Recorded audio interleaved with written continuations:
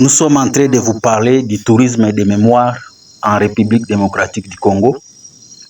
C'est pourquoi nous allons parler de la préhistoire.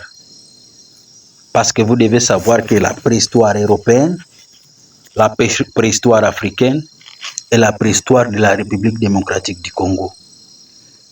Et vous devez savoir que d'après l'histoire que nous avons étudiée, on nous parle de la paléolithique, de la mésolithique, la néolithique et l'âge des métaux. Et c'est au niveau de la paléolithique que l'esprit de l'homme est devenu inventif. Non seulement il utilise la pierre et les os, mais il crée aussi l'art. D'abord dans ses objets mobiliers, mais aussi sur les parois des grottes devenues aujourd'hui célèbres. Parce qu'actuellement, vous devez savoir qu'en RDC, nous avons beaucoup de grottes qui sont inexploitables. Mais vous devez savoir que des grottes ont servi aux hommes préhistoriques comme habitation. C'est pourquoi j'appelle aux gens qui se trouvent au niveau de chaque province de la République démocratique du Congo de repérer des grottes qui peuvent être développées du point de vue touristique pour que nous puissions les valoriser. Et vous devez savoir qu'en Europe, au niveau de la paléolithique, l'homme était chasseur.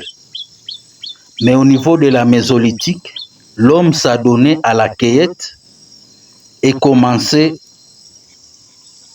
à domestiquer les animaux. Mais c'est au niveau de la néolithique que la technique de la culture, de la poterie a été développée et découverte. Mais vous devez savoir qu'au niveau de l'âge des métaux, c'est dans le domaine de la protohistoire. Celle-ci est antérieure aux documents écrits et là on parle de traditions et de légendes. Vous devez savoir qu'en Afrique, l'Afrique c'est le berceau de l'humanité. C'est en Afrique où on avait aussi découvert les premiers hommes qui exerçaient à la taille dans une industrie nettement plus primitive qu'au paléolithique européen. Et pendant cette période, on parlait de pelviculture. L'Europe et l'Asie étaient soumises aux périodes glaciaires, peu favorables à l'humanité, alors qu'en Afrique, on connaissait des climats chauds et humides, une faune riche et en mammifères. Et c'est très important que vous devez savoir que l'Europe et l'Afrique, parce qu'en Afrique, le climat est favorable. Nous avons des climats chauds et humides qui est riche en mammifères, mais aussi en faune. Ce qui est très différent avec l'Europe, où il fait très froid. La vie n'est pas facile. Il faut avoir des moyens pour survivre. Alors, pour ce qui est de la République démocratique du Congo, parce que nous sommes en train de vous dire que nous allons développer le tourisme des mémoires en République démocratique du Congo. Et comme l'Afrique est devenue le berceau de l'humanité, et qu'en Afrique centrale, c'était une région très humide, était couverte de forêts denses et malsaines, peu favorables à la pénétration de l'homme.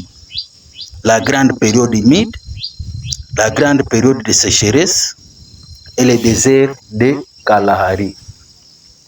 C'est très important que vous puissiez connaître qu'en Afrique centrale, il y avait une grande forêt que jusqu'à aujourd'hui, qui n'était pas facile à l'homme de pénétrer de l'Est à l'Ouest, de l'Orient et de l'Occident. Et c'est très loin, mais il faut que vous puissiez comprendre l'histoire de la République démocratique. Tout ce que vous voyez actuellement, les routes, les aéroports, les chemins de fer, les avions n'étaient pas là, mais c'est au fil du temps que ces choses ont existé. Alors, si on nous a légué cela, qu'est-ce que nous devons faire pour que nous puissions valoriser ce que nous allons léguer? C'est pourquoi nous avons dit que nous allons parler des hommes qui ont marqué l'histoire, les hommes qui ont marqué notre histoire.